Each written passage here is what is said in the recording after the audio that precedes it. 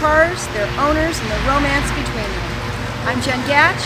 And I'm Steve Horowitz. And today we'll be talking about my 2005 Continental GT Bentley. Steve and Sandy Horowitz, to me, are the ultimate power marriage. Sandy and Stephen Horowitz are both retired physicians. Steve is an otolaryngologist, aka ENT, ear, nose, and throat specialist, head and neck cancer surgery, microsurgery for the ear for hearing loss, nasal and sinus surgery. Sandy is a neuroradiologist specializing in imaging of the brain, head, neck, and spine. Stephen's hobbies include being an amateur magician, powerboating on Lake Michigan, sculpting, oil painting, collecting and restoring antiques and classic cars. He loves to make movies for YouTube on his own channel, Stephen Horowitz. These include our great series, Carmance. Check it out, along with some of his travel documentaries. Sandy enjoys photography, boating, and they both love traveling around the world for vacation, as well as being diplomats for the Worldwide Service NGO, Benai Barif International. Stephen and Sandy's have met interesting people. They've met presidents, prime ministers, ambassadors, and foreign ministers. Stephen even had a one-hour audience with Pope Benedict XVI back in May of 2011. But their favorite activity is playing with their 4 grandchildren. Today we're lucky to have them show us their car. In the back seat we have this lovely burled walnut for the armrest, which opens up into the back, into the trunk, and you can have easy access. And this is devices for the back seat passengers in the roof.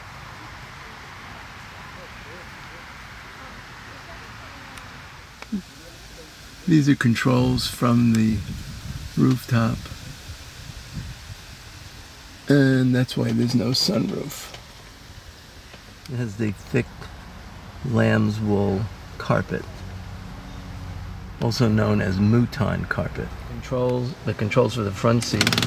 This part goes out, and this switch over here is for back massage, and this is for lumbar support, up, down, backward, sideways, but the back massage is interesting.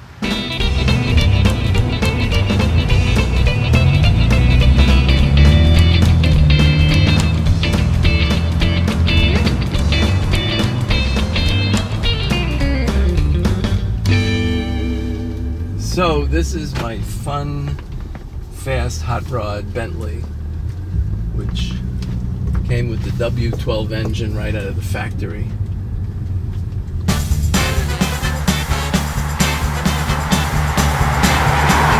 So this is definitely a fun car, and it has kiddie seats in the back.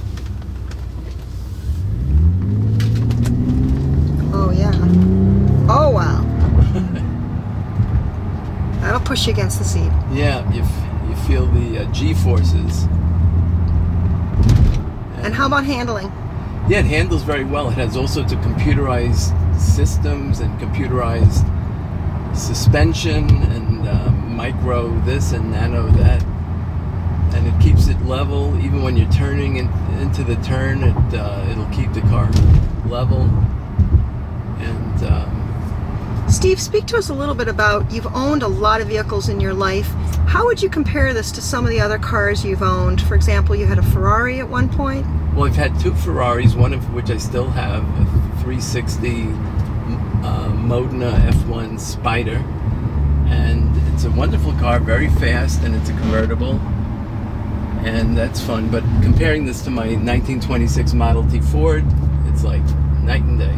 It's like... it's definitely from 2 different centuries, that's for sure.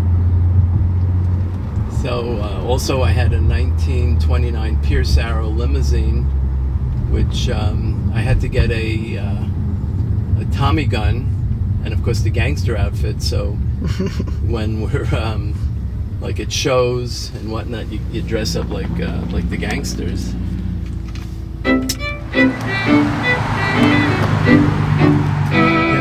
The burled walnut in this car, it's all hand curved. It's real walnut and veneers, and they put it all together by hand. It's very rich.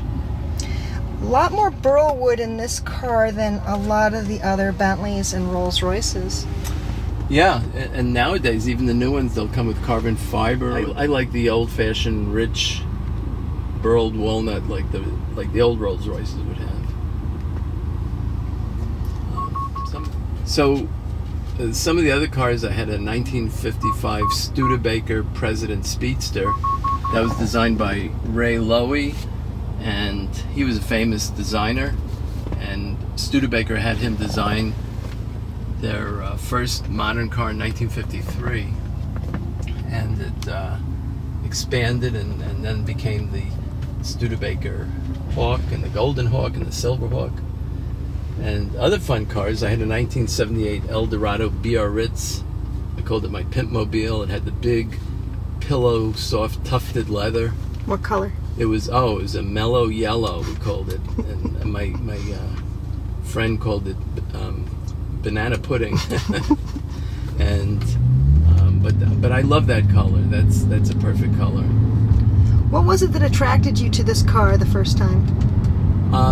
The style, the speed, and the fact that it was the new Bentley company taken over by the Volkswagen Group. What attracted me to this particular car was the color, the Silver Lake blue. So when I saw this car on eBay, I bid on it, and eventually I went to the owner, and we made a deal, and I bought it. And then when I asked him where he bought it, it was from the same dealer that I bought it, that I test drove it back in 2005. So it turns out here I ended up buying the same car that I would have bought in 2005, except it was discounted properly. Yeah.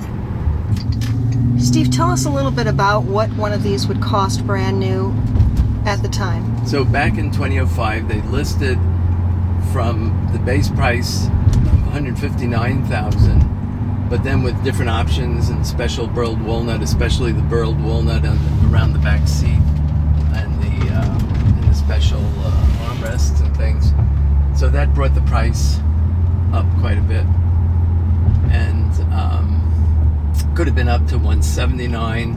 And of course, then they started making convertibles, and the convertibles could be up to $225,000. So you do have looks like some upgrades. Tell us about this navigation system. Is that standard? Yeah, the navigation system here is standard on the car, but it's funny because in 2005, all they could have were discs. So there's in the glove compartment, there's discs that you put in depending on which part of the country you're in, or Canada. So the navigation system also at that time did not have street names. So it says Route 30 here, but these streets are not named. So when I got the car, I went to Bentley headquarters to find out why, how do I get it to put in all the street names. Then I found out that it was just the way it was designed in 2005, but now they've upgraded it. So for, I think, around something like $5,000 or $10,000, they'll take it out and put the new system in. Well, it's not worth it because, nowadays we all have the cell phones that give us GPS anyway. So you love this car? Will you have it for a long time? Yes, I've had it since 2012, so it's over 8 years now.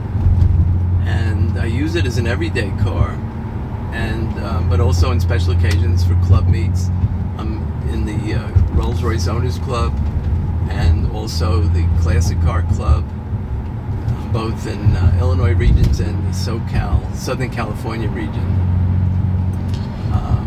And in Southern California, I keep my Rolls Royce Corniche convertible, and I use that there as an everyday car, even though it's a 1989. And I've had that car since 1994. And you put the top down, you put on the Beach Boys, and you're all set. I'm sure you never forget which car you're driving. No, of course not.